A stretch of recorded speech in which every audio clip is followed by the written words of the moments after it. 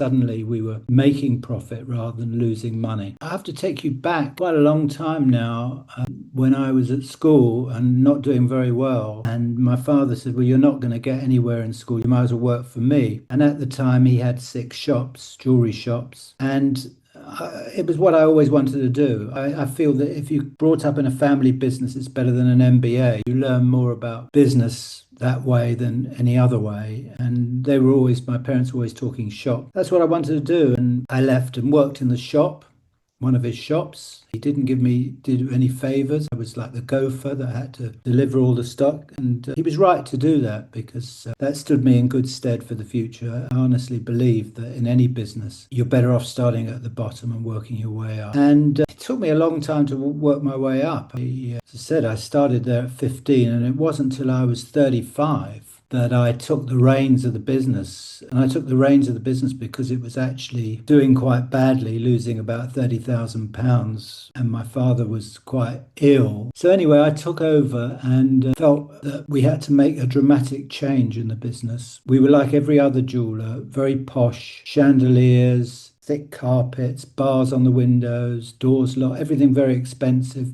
So I basically copied him, and also added to the mix. I put in a lot of discounting, which everybody does today, but nobody did in those days, especially not in the jewellery business, because they felt it would wreck your image. But I did everything to wreck the image, but because I felt there was a threshold barrier there with young people who would be scared to go into a jeweller's because they feel it was too expensive.